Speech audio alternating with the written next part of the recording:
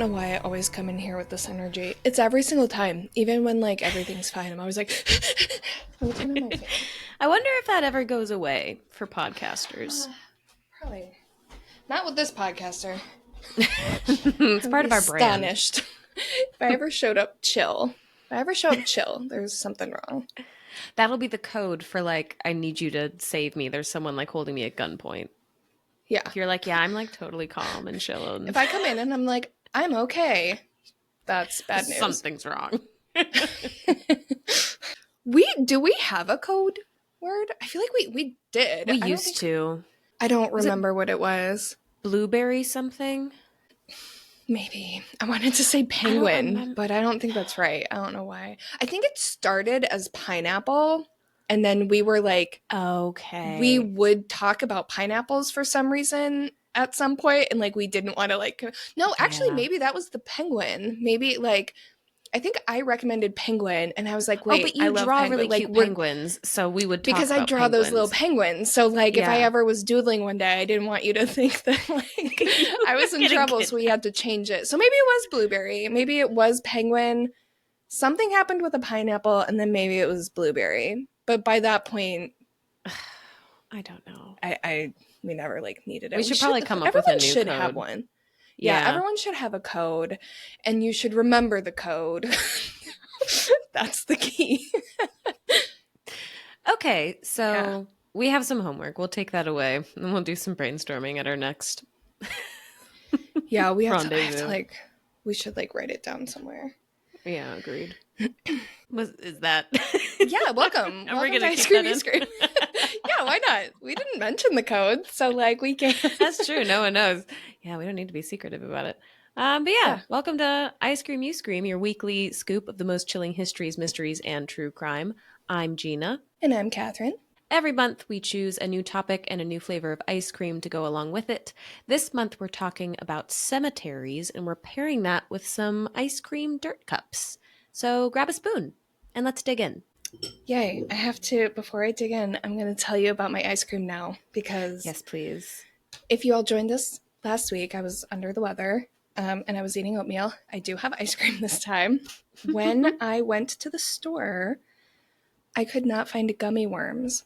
So I was like, okay, let's get creative here. I was going to get Sour Patch Kids because I was like, okay, we're talking about cemeteries. Let me get a little human that can be like in the cemetery. But I was like, I don't dislike Sour Patch Kids, but I don't love a Sour Patch Kid. Same. So I found, I ended up getting, I can't believe this exists. I got that. Let me explain the reasoning first. I know how you feel about neck stuff and exhumations and just decapitations and heads in general. Mm-hmm. So what I ended up getting is a bag of gummies that are Shaquille O'Neal's face.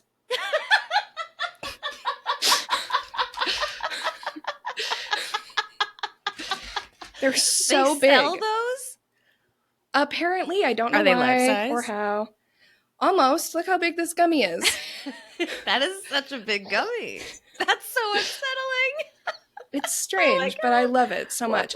I don't know why this exists, and I'm also so happy it exists. It's called Shakalicious XL Gummies. I love the XL. I have no regrets. This is the best purchase I've ever made in my life. So I think that wins the award for most creative dirt cup ever. That's Thank so you. funny. I appreciate that. There's peach, berry punch, and orange. So those are good flavors. I'm gonna be struggling though because it's the kind of gummy that like it's very gooey. I think you would like it because it very much sticks in your teeth. I would love it. Yeah. So I'm only gonna have a bite. I just ate his mouth, and I'm gonna save the rest for later so I can not be gross and weird on camera. Well, while you're chewing your way through Shaq's head, welcome, extra special welcome to all of our new listeners and followers. Yes. We're so happy that you guys are here. If you still have any of that holiday generosity floating around in you, why not leave us a review on Spotify or Apple or wherever you listen to us? It means the world to us, and it'll really help us keep creating episodes. And before we dive into Kathryn's episode today, which I'm so excited for, Oh, we wanted yes. to let you guys know that if you are interested in sending us a story like our friend Brooke did back in December, we now have a link in our social profiles and also on our website that it's a form that'll let you send your story directly to us rather than having to like open your email and type a whole message and stuff. So you totally can still email at icecreamyscrewpod@gmail.com if that's your bag. But we now have a form that makes it way quicker and way easier for you guys. And you can find the link to that in the show notes. And as a sidebar to the sidebar, you don't need to send us a story that's relevant to the topic we're talking about. If you want to stay on topic, awesome. That's super great. But don't hold back on sending something just because it doesn't have to do with the topic that month. Like, there are no rules here. We just think you guys are cool and we want to hear from you. So, yeah. Yeah. I do. We didn't mention this last time, but I'm thinking about it now. And I do want to share Brooke's goal. Sorry if you can hear the Shakalicious bag. Cinnamon is chewing on it right now. So I'll try to let that out later. But so I did, yeah, oh my God, she is really going hard on this bag. Hold on. Let me put this bag away real quick. She loves Shaq. Hashtag not sponsored, but wannabe. My cat loves your face. But yeah, so Brooke emailed us again, which we were so excited about. You all loved her story. That was like one of the best episodes that we've had thus far, and it got us a lot of new listeners. So huge shout out to Brooke. But she told us that she has a goal to write us one story per month for like having to do with each flavor. So if you want to stick with the topic, that is fine. We encourage sending any story anytime, especially since, recording schedules can get weird and stuff like that. So we don't want to miss you. But I wanted to give a little shout out for that and a little teaser. We'll be reading her story again at the end of this month. And So it's a come new back one. for that. It's a new one, and it has to do with cemeteries. Mm-hmm. And we're cheering her on. We're rooting for her. Hell yeah. There are some topics that genuinely hope she does not have a story for because we're gonna get a little gnarly as the months go on. But yes, I just wanted to mention that if you do want to stick to the theme, just keep in mind, get it to us at the early end of the month, just because of recording and stuff. Sometimes things can get a little, smooshed is the best word I could think of. I would call it smooshed. Yeah, make sure we're able, if you want your story to follow a theme, send it early in the month. But we also encourage you just to send them whenever. It does not have to follow the theme at all. Just wanted to shout out that goal she has because I thought it was so funny and cool. Like, what a fun goal. Oh, one thing I wanted to mention is this ice cream. This is my first month having actual dairy-free ice cream, so I didn't have to take a lactate. Oh, is it good? Mm-hmm. Can you tell the difference? The main difference that I'm noticing, it's not melting as fast. They should use it to build igloos. Hey, Gina, do you think that they make igloos out of ice cream? I think they should. Dairy-free ice cream. Truly almost just choked on my Oreo. All right. We're keeping that in for sure. All right, let's just jump right in. I'm so excited for this episode. I'm excited that you're excited because, we're just operating on vibes over here. I have no idea how this is going to go. I'm going to take you all on a little bit of a journey, a tour de cemetery, if you will. We're going to be jumping all over the place, so buckle up and here we go. All right. So this episode is about cemetery tourism, also known as tombstone tourism.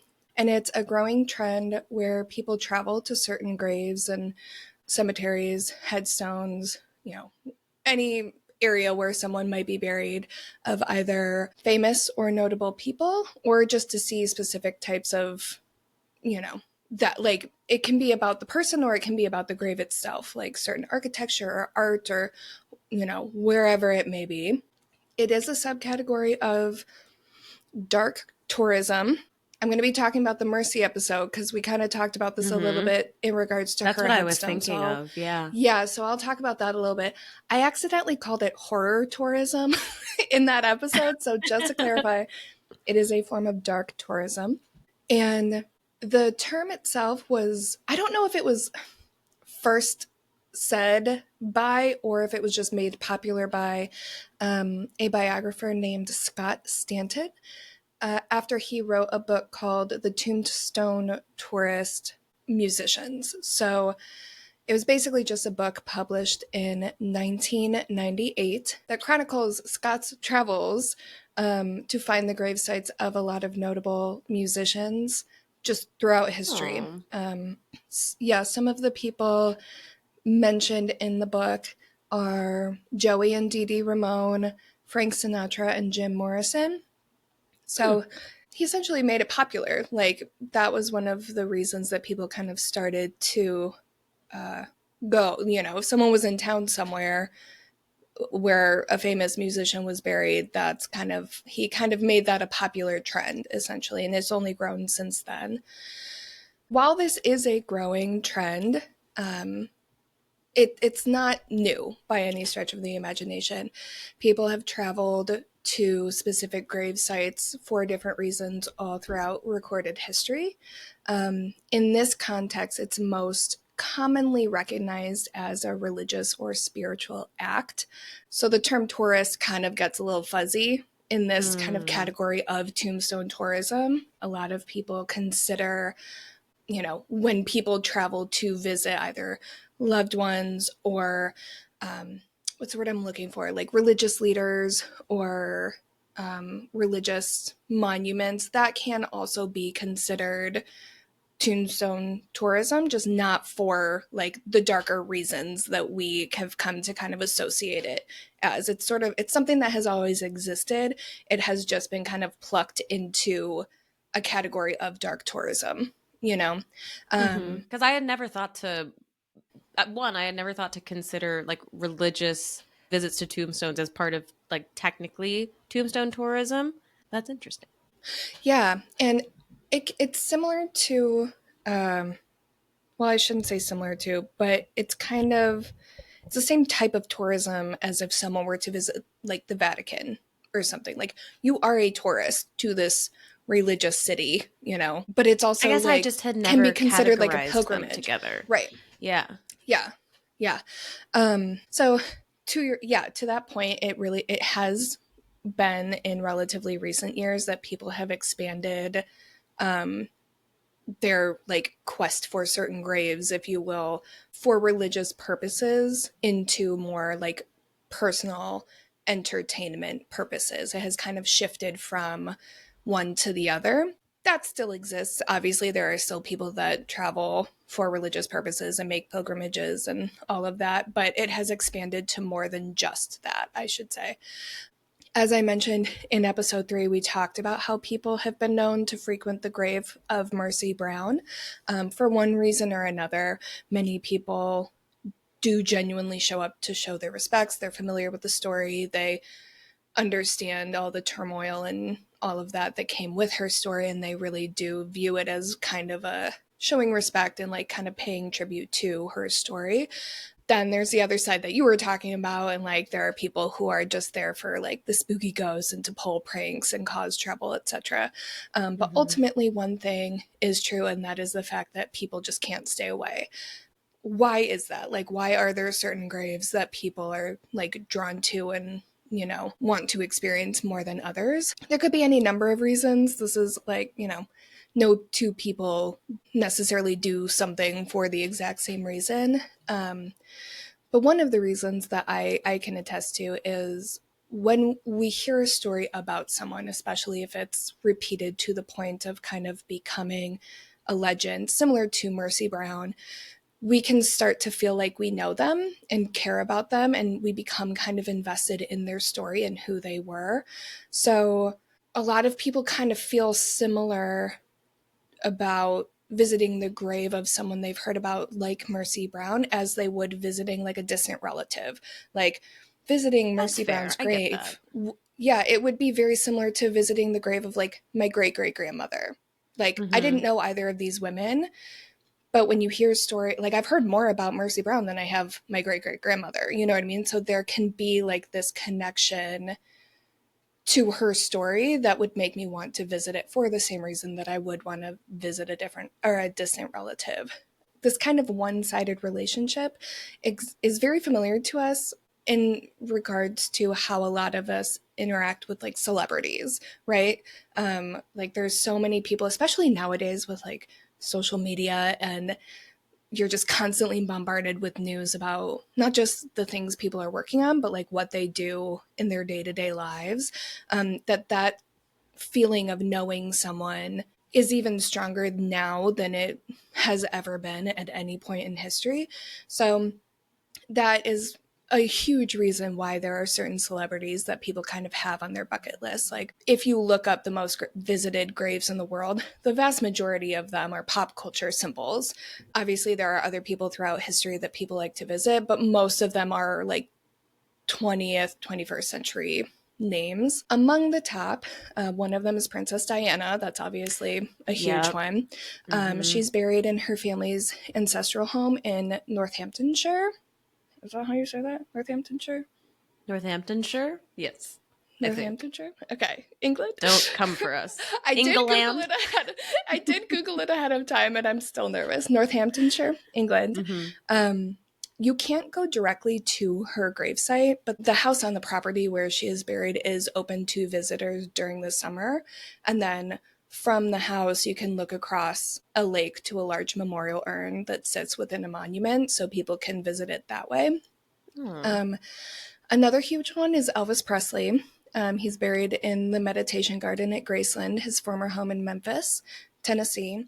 I've been to that one. That one's a fun one. I went when I was a little girl, and I thought it was like this big, huge, magical like playland. And then I went to Memphis as an adult, and I was like, it's literally just a house on a hill, like behind a gas station. It's wild. It's a wild experience. I do recommend it though. And then another big one, it's not like a, pop culture celebrity, but Leonardo da Vinci's grave has a pretty interesting story. I'm not going to go deep into it, but just a little bit of background. He was buried in a tomb in, I'm going to struggle with this pronunciation too, at the chapel of Saint Hubert at the Chateau d'Amboise, I think. Um, Oh, Somewhere in France. I'm so sorry. Yeah, I know. I'm sorry. I'm doing my best. He was originally buried in a different spot on the grounds when he died in 1519, but the church where he was buried was destroyed during the French Revolution, so his grave was lost for over 150 years. Then they found his ass, and his remains were moved to the current spot where he currently is, which was the new church, and he's been there since 1874. That just blew my mind in about 20 ways. Yeah, I didn't know any of that. Isn't that fun? So you can go to the property and I and want see to his go there grave there. so bad. Because I don't know Mm-hmm. why. I know Leonardo da Vinci was a person, but I never considered that he would have like a grave. I just had never thought about it Yep, before. And we'll talk about France, that that's later. so That's a big random. reason. Yep, Okay. that's a big reason for Tombstone tourism.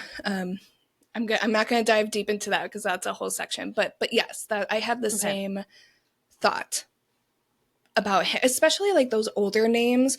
Like I literally just said, Yeah. his remains were moved to the new church in 1874. Like that sounds fake. Jeez. Like, That's why when you yeah. said his name, my face was like, "What Mhm. the fuck did you just I say?" know. I was like, I was excited to hear it, but I didn't expect it to go from Princess Di mhm, to Elvis to Da Vinci. those. But it's so funny because if you look up the list of most commonly visited graves in the world, that's what the list looks like. It's That like is you've so got, interesting. yeah, yeah. And obviously, like different lists vary. There are subtle Yeah. changes here and there depending on who you ask, but these were the names that showed up on everything I looked at, so they're the ones I plucked. But it's like it's a mix between government officials to artists to singers to, whatever. It's interesting. But none of these compared to the foot traffic that the cemetery Père Lachaise in Paris, France gets. Have you ever been there? I haven't been there, but I've heard of it. Me either. Yeah, me too. I've never been there. They get over 3.5 million visits every single year. Wow. So it is, again, like there's probably some arguments here and there depending on who you ask, but it is thought to be the most visited cemetery in the world, if not certainly in the Western world. Not everyone there is tourists, or not everyone there is a tourist. Some of them are dead. Some of them are dead. Yeah, you know what? Many, in fact. But I bring that up because there are still plots available in the cemetery. They're few and far between, but people are still actively getting buried in the cemetery. So it's not just people who are looking for, tours or like tombstone tourists or whatever. There are active funerals happening there on a regular basis. The exact number of people buried in the cemetery is unknown, but estimates range anywhere between 300,000 to 1 million. So that's a huge range. Holy fuck. Jesus. Yeah, it's huge. And I'm not going to go deep into it because we're going to be talking about a lot of random things. But part of the reason it's not exactly known is because there's a lot of different chapters within the history of the cemetery.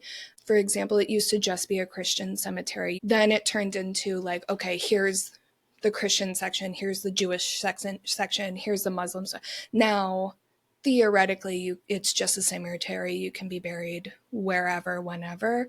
But there still are sections, like, for a period of time that was the case. So it's like you can kind of see like, okay, during this era, X number of Christians were buried in this sections. And during, you know what I mean? Interesting. There's also, I might butcher this a little bit, but depending on who owns the plot, if after a certain amount of time, no one has, claimed it or cleaned it, or, if there is like basically a forgotten grave, essentially, the cemetery can't really do anything about it. Like that plot doesn't belong to them. It belongs to the person who's plotted, like the family, essentially. But there are other plots that, like, throughout history, like maybe someone was buried over someone else or just things like that. So it makes it hard to, like, depending on what era we're in, it's impossible to identify how many bodies are where. And like it's so large, and it's built like it's like a maze, kind of. People say that they feel like they're in a labyrinth when they're in the cemetery. So even people who work there will be walking through and they'll see like a little section and they're like, oh, there's 5 plots right there with no one in them. Like, where did that come from?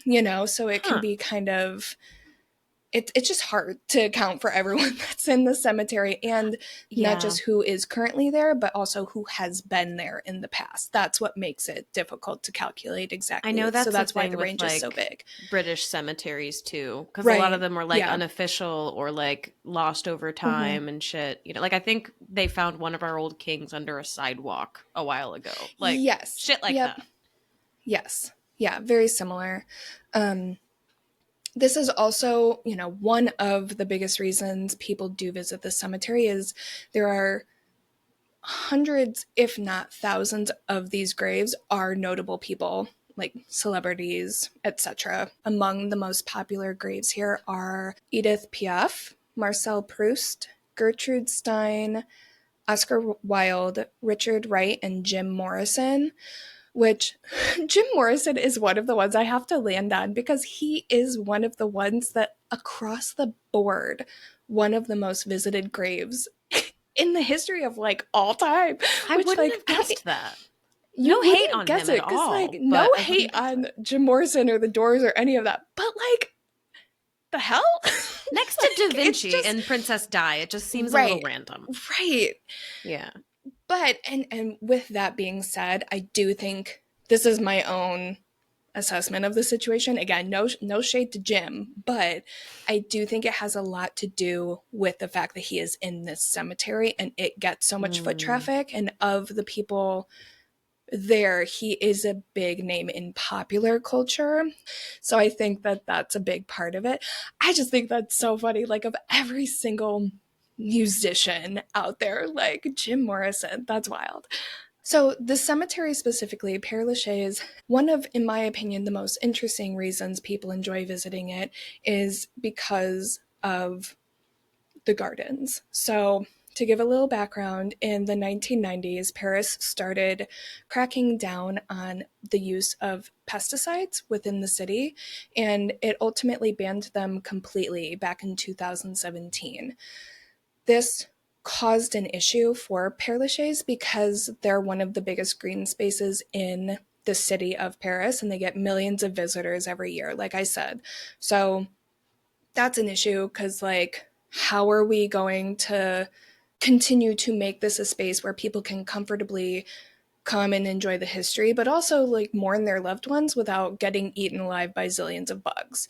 Yeah. The solution that they found is they basically redesigned the entire landscape plan, replanted a bunch of stuff, took out a bunch of other stuff, repaved, or not even repaved. They took out a lot of the paved walk spaces and replaced those with greenery. Um, and they effectively ended up creating their own little like biosphere. And ever since then, over the course of the last several years, it has become one of the most popular places in the area for wildlife viewing. You can see rare birds that you can't see anywhere else in the city, butterflies, certain like helpful insects, you know? Yeah, I'm not going to name all the bugs that you can find in Père Lachaise, but one of the most famous things that people love this cemetery for is there are fox families that have lived there for generations at this point. Oh. Um, yeah, so it has kind of become like people have started coming to the cemetery just to see the baby foxes in the springtime. So, I mean, it's kind of like a magical story. They took this like once cold, dead slab of earth with bodies pumped full of chemicals and turned it into what has become kind of the equivalent of like a public garden where there's actually a whole lot of life and joy and beauty for That's people so to experience while poetic. they're there. Yeah, it is. It is. And like pictures of this place are beautiful. It looks very pretty. If anyone's been there, let us know what your experience was because we've both been to Paris and neither one of us have been to the cemetery. Like, you know, I I know. went several years ago. I had no control over where I was going, but I'm kind of like, man, this would be such a cool place to visit. When we do Um, our Haunted Scotland trip, we'll go to Paris yeah, too while you're yeah. overseas. Yeah, we should. I would love to go back there. I've, if you're interested in learning more about the cemetery, there is a book coming out in March called The Secret Life of a Cemetery, and it's written by the cemetery manager. This is not sponsored. I read an advanced reader copy and have like become obsessed with the cemetery. So I highly recommend. It's very good. I really enjoy it. So let's keep moving forward. You might be asking, hey, who cares that this is a beautiful place? If you love gardens, why not just go to a garden? Why do you have to go to a cemetery? Great question. One of the biggest appeals that a lot of people cite for visiting cemeteries, which I can definitely attest to, it's one of my favorite things about them, is it's just a quiet, serene place where you can like be by yourself in nature. Like, Mm-hmm. I love a public park. Highly recommend. I wish we had more of them. But parks also have like lots of screaming children, frustrated parents, people like Yeah. working out for some reason. Like it's very busy and very loud. Um, cemeteries are a space like a similar type of space where you're sort of forced to be like quiet and respectful and contemplative. So they're a good place to go to just for that. And on top of that, it can feel very spiritual depending on what cemetery you're in. Many cemeteries are wait, I can't think of the word. What's the word I'm looking for? religious. They're religious Ah, spaces. yes. Yeah. Yeah, like think of like a churchyard, like a church graveyard Mm-hmm. has a very specific vibe and a lot of Yeah. people cite like feeling very close to God when they're in a churchyard cemetery. It doesn't have to be related to religion at all. I've been to many non-religious cemeteries or non-denominational cemeteries, and there's just something about them that makes you feel like there's like this connectedness that I can't quite find words for. You kind of just have to experience it for yourself. One of the things that I can say to kind of attempt to explain what the hell I'm trying to talk about here is when you're in a cemetery, you're essentially just surrounded by a bunch of people's stories. We love a good story here at I Scream, You Scream. And at the end of the day, it can be a place for kind of like a creative outlet. There's a lot of space to kind of imagine, like, who were these people? Why are they here? What happened to them? A question for you, have you ever watched any videos by Manic Pixie Mom on TikTok? It does not ring a bell. Okay, I'll explain it to Love you here that in a second. username though. So, me too. Yeah, me too. I didn't remember the name when I went to look for it. And I was like, oh my God, this is perfect. So, basically, what they do is they volunteer to clean headstones. And while they're cleaning the headstone, they're like power washing it and scrubbing it down to clean off like the moss and debris and all of that. They have done research on these people whose headstones they're cleaning, and they like tell the story of this person while I they're love cleaning. that. It's so, not to be cheesy, but it makes me very emotional because like it's the equivalent of kind of what we're doing here on the podcast and what so many people do, and telling the stories of notable people and people you probably already know something about, but doing it for people who wouldn't ever end up on something like this. Like nothing particularly exceptional may have happened to them. They're not like known throughout history, but they're still people and they still did things and they still like have a story to be told. And it's kind of like their opportunity to have their story told. I love this account. Like, this is another one, not sponsored at all. Just Oh, like that's very highly, highly moving. recommend. It Yeah, is. I It's fun. love that a And it's lot. like you're literally watching them clean. So anyone who's into like those cleaning videos, great for that. But also you're like getting to know these people, you know? Yeah. I love it. Yeah, it's very soothing, very comforting. Highly recommend. So that feeling is kind of ever present to me and many others when you're in a cemetery, but when you're in a cemetery, you don't necessarily have a TikTok narrating these people's lives. So, like, how are you going to know what their stories are? Obviously, you can look them up. Sometimes you can find some interesting stuff. If you're not going to do that, though, you can sometimes kind of piece together clues to who they may have been based on what the headstone looks like, because a lot of headstone designs have secret meanings. I'll walk through a couple of them here that are more like well known or universal, I guess I should say. If you see a headstone that has empty furniture on it, particularly if it's small, represents the unfulfilled lives of children or like a life Oh, cut short. Yeah, sorry, oof. coming in hot with the That's first sad. one.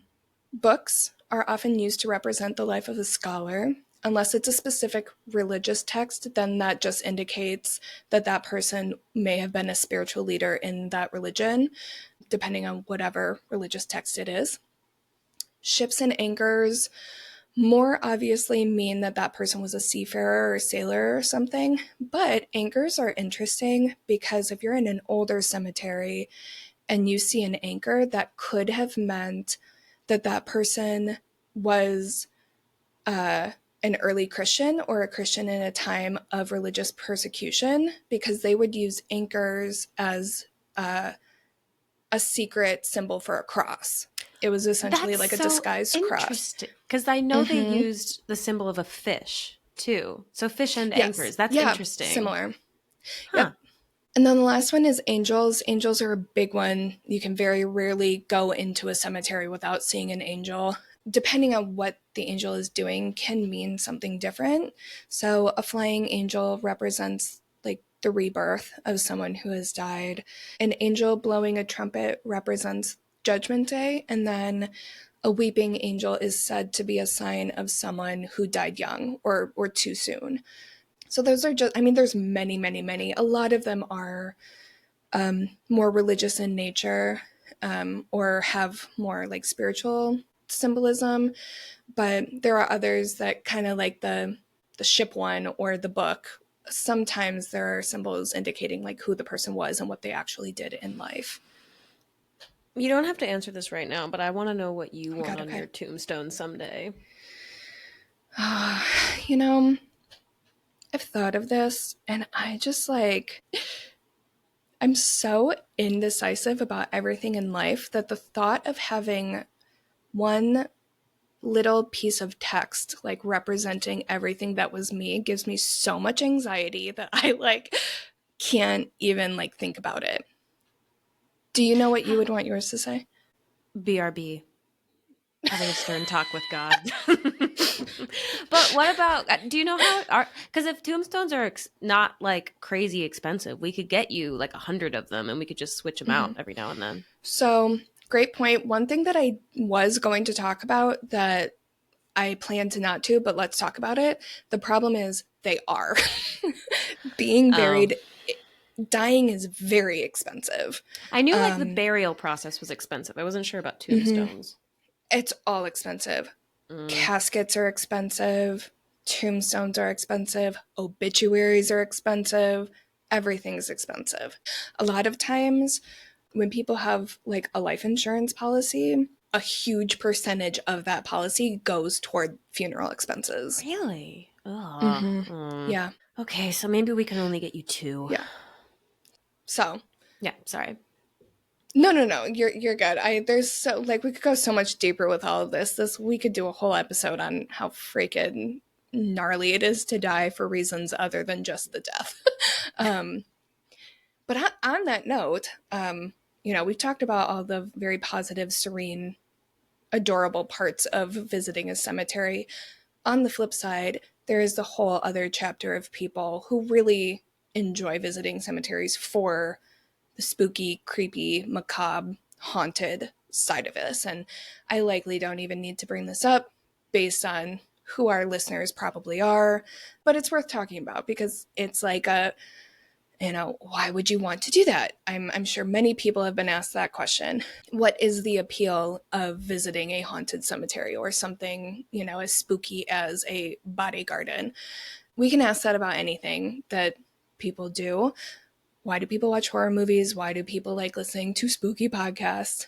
And one of the most agreed upon reasons, if you will, is experiencing fear through, hearing a spooky story or experiencing a dark, empty cemetery provides essentially a safe and controlled space to feel an adrenaline rush without actually being in danger. For many people, it creates the same sensation as like riding a roller coaster or skydiving, but instead of there being a risk of like falling to your death, there really is no risk. The risk is just not knowing what could happen. But as we've learned, like other than if you go to like freaking something like Greyfriars Kirkyard, there is a very small percentage that anything negative is going to physically harm you, but it still gives you that kind of rush. I'm picturing Go ahead. I'm picturing people being in a cemetery screaming like they're on a roller coaster. Just like, and they're That's like, why whoa. Yeah. That's why I smiled when you said it. Oh, that was a funny image. Yeah. Because and that's the thing, like for a lot of people, it does give you like, have you ever been in the cemetery like around dusk or something and you hear something I totally like get move or whatever. And it's like, yeah. Yeah. Same vibes as like when you turn the lights off in the basement and you have to race up the stairs. Like Yes. similar Oh kind of God. thing. Ugh. Gross. Yeah. I hate that It's feeling. the worst. Same. I don't. But also appealing. Like there is like that, like. Yeah. It's an adrenaline rush. Yeah, exactly. This is kind of like a choppy aside, but one of the biggest cliches about cemeteries is how haunted they are.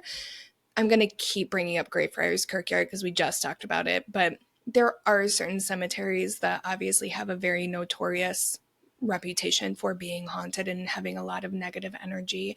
But the vast majority of cemeteries is kind of agreed upon within paranormal groups, that those tend to have the least amount of activity. So then, like, why do sometimes they feel like they can have very negative energy or have like a very powerful energy? My favorite theory that we kind of touched on last time is that when you feel almost like a haunting, sad, heavy energy at the cemetery, it's not from the spirits of the people who are buried there, but the energy left behind by the people who are burying them. Because if you think about all of the cemeteries that have kind of that negative haunted connotation, stuff happened there beyond just burying people. Some of the cemeteries that hold on to, or I should say, or are thought to hold on to the spirits of the dead, are Greyfriars Kirkyard. And I'm not going to go into detail about that because we obviously talked about it last time, but so much negative energy was left there from things that happened to living people that now people, maybe they're not feeling ghosts at all. Maybe they're just feeling the energy of what happened to the living. Another one that I'll go into a little bit more detail on is the Paris catacombs. Oof. Yeah, so just as a background for anyone who doesn't know, it's a collection of underground limestone quarries that are basically made up of the bones of over 6 million people. This is probably, arguably, the most famous in the Western world besides Greyfriars Kirkyard. Many people don't believe this place is haunted at all. Many people just say, like, hey, when you are underground in a labyrinth of literal skeletons, that can be very disorienting and confusing, and there's literally a lack of oxygen down there. So a lot of the stories people have about it being like haunted or strange or whatever can be associated to that. But on the flip side, again, like, there is a lot of very negative energy there, and a lot, like, so much history goes into that I'm not going to go into today. We'll probably do an episode on it I eventually at some want to point. go to the catacombs so bad. That is one that I actually do not want to visit, but it's because I'm very claustrophobic. Yeah. Like, I don't want to be underground for any reason Darkness ever. plus claustrophobia, not Yeah. the Kathryn recipe. Like, talking about it right now, I feel like I need my inhaler. Like, truly. So this one, I'm going to butcher the name. I'm so sorry. I did look it up and I'm like not confident with it. La Recoleta Cemetery in Argentina. That one is said to have a lot of negative energy, as there is one account of a woman who was accidentally buried alive there. Oh, God.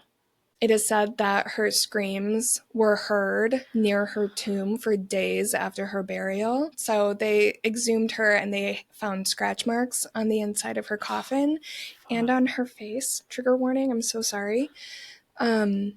So as the legend goes, you can still hear her screams to this day. In addition to that this is one, these cemeteries I'm talking about now are also consistently on lists of places that people visit, but just for more of like the dark tourism for like version of visiting cemeteries. I don't know if I made that clear earlier, but in addition to the spooky side, the tomb is stunning. It was built out of Carrara marble and features a full-size statue of her, and she's holding the door open to her own mausoleum. So there's kind of like a bit of like beauty and macabre dichotomy going on there that just kind of adds to the eeriness. But excluding that horrible, terrible, tragic story, it is a beautiful tomb.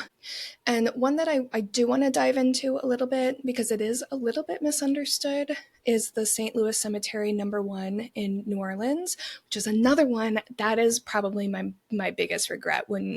So Gina and I went to New Orleans several years ago at this point, but it feels like a couple of years. And the best time. No regrets about that trip at all. Actually, at its core, we had the best time.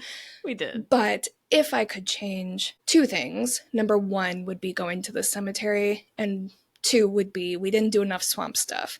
We just didn't have time, though. So, like, we'll go again. We'll bring the boys, and we'll do this. Agreed. So this is this is probably the most famous haunted cemetery in America. People are going to argue with me about that, but I'm going to say that confidently. It's known for its above ground tombs and vaults, and the fact that the whole cemetery spans just one city block. Now, there are multiple St. Louis cemeteries. There's St. Louis Cemetery 1, 2, and 3. We're going to be talking about number 1. Each of those is its own city block, essentially. One of the most famous residents here is Marie Laveau, most commonly known as the 19th century voodoo practitioner, but she was also a renowned herbalist and midwife. So she's the one that, when people go, they're most likely going to visit her grave. It's also the resting place of Homer Plessy, which I dug into him a little bit, and I want to talk about him specifically because I feel like people don't talk about him when they talk about the cemetery, but they should. He was a freeborn person of color and a shoemaker who came of age in the Reconstruction era. And just very, very high level summary of this Reconstruction era for our international listeners. Reconstruction was basically just a time after the Civil War where people were like, hey, everything's fine now. Slavery's gone, therefore we're not racist, everything's good. That's a very, very summarized version of Reconstruction. But basically it's important to note that he came of age in this era because there was, he went to a desegregated school and Black men could vote, Black women still couldn't vote. That's a whole other issue that we'll dive into probably someday. But there was a lot of, things felt hopeful in that time period is what I'm kind of trying to get at, particularly in the South. Okay, so if you're watching on YouTube, you might notice a costume change. Real quick, had some technical difficulties, so now we're back and we're going to wrap up. Okay, so take 2. So Plessy was an activist and he cared a lot about moving America forward. So when he saw the integrated community that he grew up with start to segregate, he became the plaintiff in the landmark civil rights case Plessy versus Ferguson. What happened was he had staged an act of civil disobedience to essentially force the United States Supreme Court to rule on the constitutionality of segregation laws in America. So he basically was like, hey, call it what it is and make a decision on whether or not we're allowing these terrible things to happen.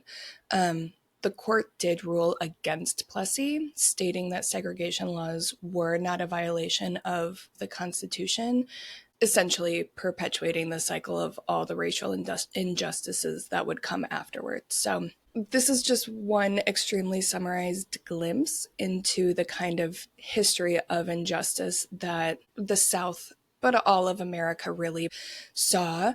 But the stories about New Orleans are true, where there is a lot of really big, heavy, haunted history down there. And this is where a lot of that stems from, starting from very early American history all through today, really. But the history there is very rich and very concentrated in this one city. And to have all of that energy on one city block can be a lot. So that is, again, this is just one very, very summarized version of one story out of many, but it just is kind of a little snippet into why the energy at that particular cemetery is so strong. I'm thinking about sorry. No, you're good. You're good. You mentioning that New Orleans in general is a very haunted, kind of spooky, historic place. It reminded me of when we were there and we did that ghost tour that we ditched after 30 minutes to go get drunk. I was not going to mention it only because that's a whole other story in and of itself. So let's tell that story real quick. This has nothing to do with anything other than the fact that he did take us to some cemeteries. This was a quick Google search, hey, we want to go on a ghost tour and whatever, where should we go? I wouldn't say the name of it anyway, even if I knew what it was, because I feel kind of bad, but no regrets. Too. This tour was not great. I'm so sorry. It was not great. We were there with a bachelorette group, which so excited for you guys. But yeah, it was us and a bachelorette group. So we were just not the vibe. Yeah, it was us. We were very much the sober ones of that group. Remember that one woman? She did not give a fuck. She was oh my gosh, I forgot about her. And she just was she straight up was saying out loud what we were all thinking. When is this going to be over? When are we going to the next one? Just straight up. But so the reason this story is funny is we left this group and we were we're just going to go do our own thing. We know how to find cemeteries. We know how to find haunted places. We got it on lock. we ended up at the last bar on their tour. Like, as part of the haunted history tour, they ended up at this one particular bar, and we like saw them there. Like, we basically met back up with them, therefore proving Completely that on we know what we're accident. doing. Yeah. Yeah, Yes, we had no exactly. idea. We didn't, I'm sure they gave us a list of places we were going, but we didn't. I don't. Yeah, I don't That know. trip was a blur. I know I had a great time though. It was a delicious bourbon flavored blur. Anyway, sorry. Oh, man, sorry. I'm like going down memory lane now. Okay, back to cemeteries.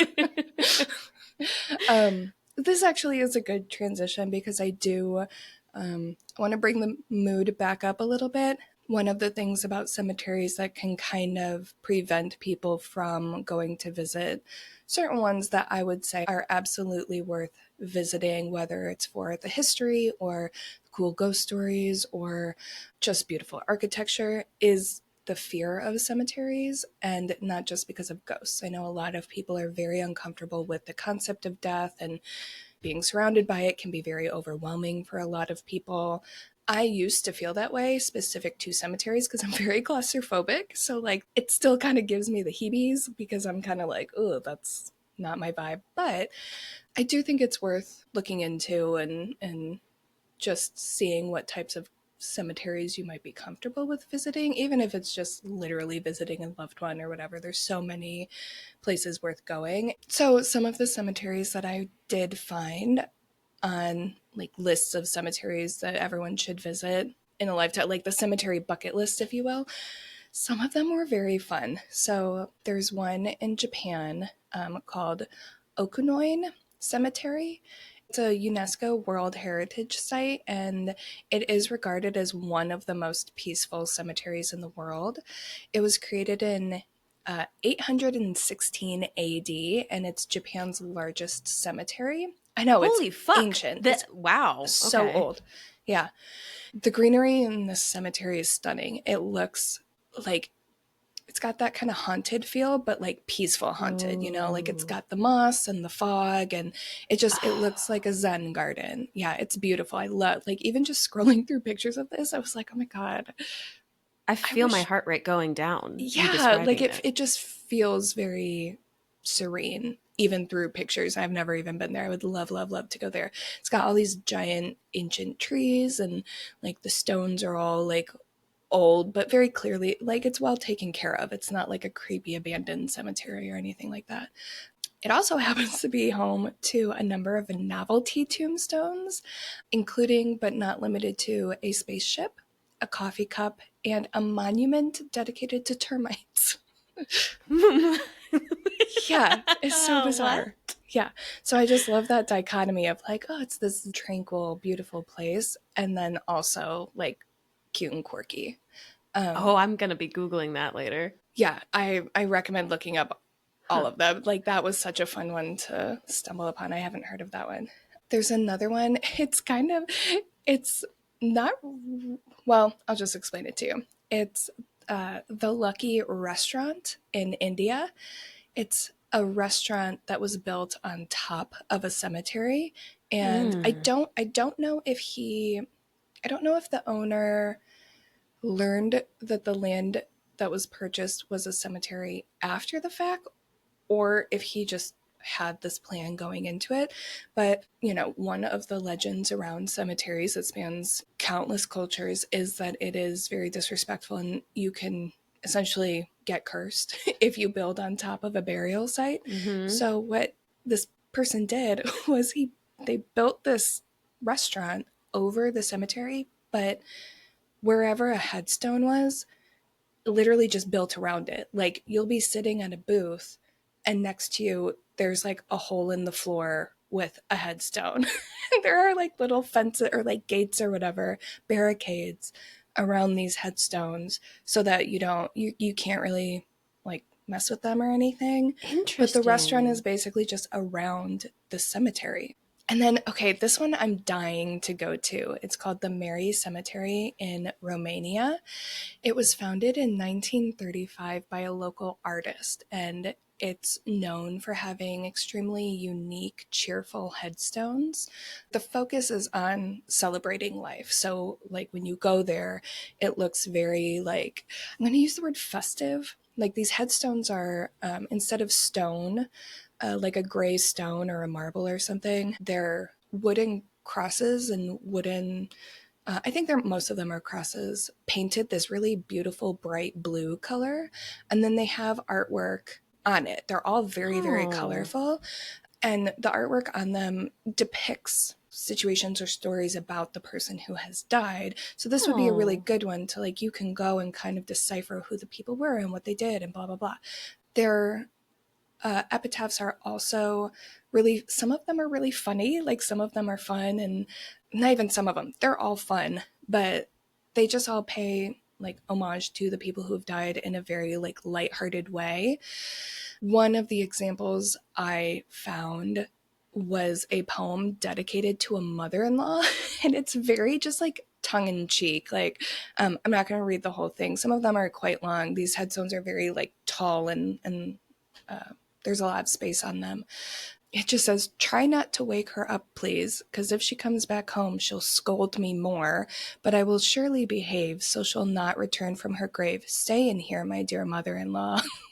So it's just kind of like, it's just like a lot of them are very cute like that, like just tongue in cheek. Like, Yeah. obviously, these people cared about this woman because she's buried in this very fun, hard to get into cemetery. But yeah, there's just a lot of stuff like that. And it just looks like a fun place to be, which is strange to say about a Yeah. cemetery, but That's it's such just, a it looks nice fun. Yeah. celebration of life. Like it totally Yeah. subverts the whole if you go to a cemetery, you must be Mm-hmm. super sad and weeping and solemn the entire Yeah. time. It's like, let's remember these people for who they were. That's really Mm-hmm. nice. Yeah. And who they may still be in the afterlife, Yeah. because we don't know. True. Yeah. So yeah, that's all I have for you. I wanted to end on that note because not I don't have a favorite cemetery, but if I did, it might be this one in Romania. I like I really want to go there. I know, me too. I Romania has always been on my list, but it's always been on kind of like a casual, like, oh, I'll get there when I get there. Now I'm actively like, oh, I would love to visit the cemetery. And it is Yeah. very popular. Like it is a recommended spot if you go. So Well, yeah. thank you so much. That was so interesting. And I have about 20 rabbit holes I need to go down I now. know. I know. I was kind of, when I went into this episode, I was like, I I want to talk about all of these things, but unfortunately now I really want to talk about all of these things. So like, yeah. Let us know if you've been to any of these cemeteries, or if you've heard of any of them, or if you have any additional stories about any of them. I would love to hear if there are any, if anyone has any ghost stories, or if you've just been to them, or if you know anyone there. Maybe we Yeah. know people who have loved ones in any of these cemeteries. So Yeah. let us know. Using the new link on our website and social profiles and in the show Yeah. notes. Yes. Yes. Yeah. Well, that was really awesome. Thank you, Kathryn. You're welcome. And thank you for your patience. I mean, anytime I get to see you twice in 1 week is a good week for me, so I'm not We saw each other complaining. 4 times this week. 4 times this. Damn. Yeah, I know.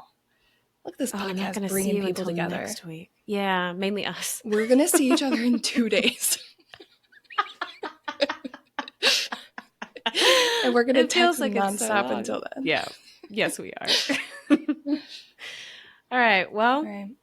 until next time, little spoons, keep it cool. Keep it creepy.